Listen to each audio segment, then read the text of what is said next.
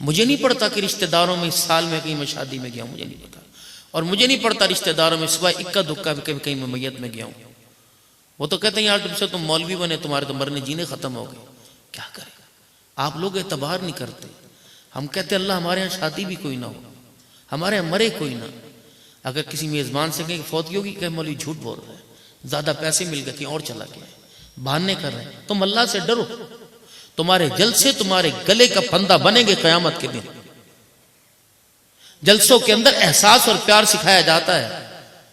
जब तुम एक आदमी पर एतमाद करना नहीं सीखोगे तो माशरे के अंदर, जिंदगी के अंदर, तरक्कियों के अंदर कदम कैसे रखो। जलसा फर्ज नहीं है, वाजिब नहीं है, ये वितरों का दर्जा नहीं रखता, ये ईद की नमाज का दर्जा नहीं रखता। कुरान पढ़ने वाले एक नहीं बेशुमार हैं। अगर कोई जलसा करने आया और ना सका, तुम्हारे तो कौन सा फीस पैसे पहले मंगवा गया, या तुमने कौन सा 50,000 रुपए का लिफाफा उसकी मां भी भेड़ कर दी, शहर रचना पड़ी इस इलाके में ना आना, और तुम मौलवी है कि हलाकू खान है।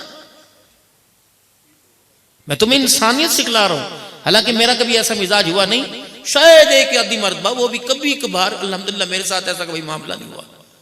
ये जफर शहजाद खड़ा है, हम चकवाल के अंदर जलसा, इसकी साले की शादी थी, इसके साले की शादी थी। इसने इल्लल्लाह पढ़ ली। मौलवी साहब किसी मैं जलसे के मेजबान की मिन्नतें करता था, कुछ नहीं मान। वो शादी छोड़कर जलसा भुगा और रो रहा था नात पढ़ते हुए कि मेरे ससुराल में लड़ाई होगी। अल्लाह का खौफ करो, तुम हो लोग को, तुम पगड़ियों और दाढ़ियों वाले हो के तुम बेशरम हो गए तो शर्म कौन करेगा। तुम बेरहम हो जाओगे तो रहम कौन करेगा। तुम्हारी पहचान दाढ़ी पगड़ी थी। ये मैं हाथ जोड़ता हूं खुदा के वास्ते, जलसों को तुम इतना ऊंचा ना चढ़ाओ कि किसी की मां बहन एक करने में देर ना करो। मेरे पास मजबूरी है, कोई आया नहीं आया कोई बात नहीं, तेरे जैसे 36,000 खतीब है कोई बात नहीं। बदगुमानियों से बचो, ये बदगुमानियां तुम्हारी नेकियों के बक्सों को ले डूबेगी। जलसे के अंदर नाम लिख दिया, आया कोई नहीं। अब परसों में डेरे इस्माइल खान फंस गया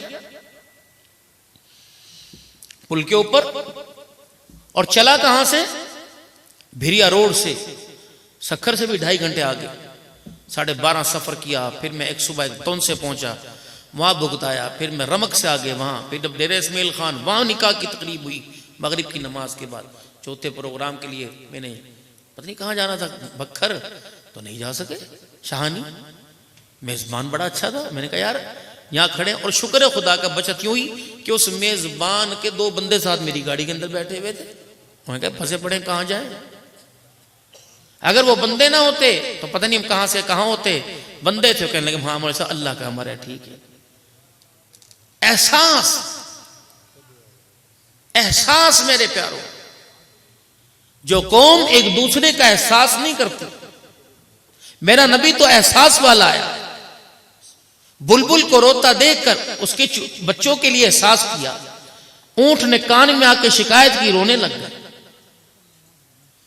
कभी यतीमों को देख के रोने लगे। ईद की नमाज पढ़ाने जा रहे हैं, यतीम बच्चे को रोता देखकर फिर आ गए। सैयदा आयशा का दरवाजा बजाया, गोदी में हुसैन का, फातिमा का बेटा नहीं, यतीम उठाया हुआ। आयशा दरवाजा खोल, जन्नत का टिकट लेके आया हूं। हमारा नबी तो एहसास वाला था। हम किस में चले गए, आदात में, अतवार में, तरीकों में, रहन सहन में हमें हो क्या गया। न मां पर गए न बाप पर गए। जिसने 9 महीने कोक में उठाया वो करीब पता नहीं किस पर चला गया। बाप खुदा की कसम जो रात मां के साथ सोता रहा, जो रात मां के साथ सोता रहा, वो कह रहा मेरा है ही कोई नहीं। चाचा कह रहा है सारे भाइयों की औलादों में ये कंजर निकला। मामू कह रहे मैं से मुंह नहीं मारता। दादा कहते मेरे कमरे में ना बढ़िए। ये इंसानियत है। कुत्ता हमारे से माफ, इंसान तो दूर, कुत्ता महफूज नहीं। रात को कुत्ता रूढ़ी के ढेर पे बैठो, जानबूझ के पत्थर उठा के दोगे, लानत तेरी जिंदगी के ऊपर। तेरा नबी तो बदअमनियों में अमन लेके आया था, तो अमन वालों हम कुत्तों को भी तुम छेड़ने लग गए। तुम हो कौन, उसकी वजह ये। इमामुल औलिया हज़रत अहमद अली साहब लाहौरी रहमतुल्लाह अलैह फरमाते हैं 80% हमारी औलाद का जो बेड़ा गर्क हुआ उसकी मेन वजह यह है कि हमने अपनी नस्लों को हलाल खिलाना छोड़ दिया। शर्तों की कमाई, मैचों पर हारा कोई, जीता कोई, सेंचुरी किसी ने बनाई, आउट कौन हुआ, बॉल किसकी काम आई, किसी ने क्या किया, तेरे घर में हराम क्यों आया? मैच इंडिया में हुआ, हराम तेरे मेरे घर में, खैरपुर के अंदर।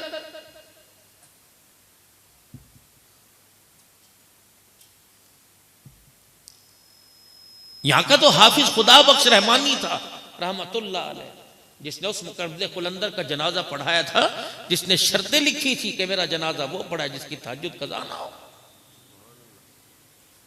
इस गली के अंदर बच्चे कोक और पेप्सी की बोतलें लेके फिरते रहे, क्या हुआ? मैच हार गया, हम जीत गए, शर्त लगी थी, और बाप कह रहा फलाने की दुकान से लेके आता, ठंडी तो लेके आता कम अज कम।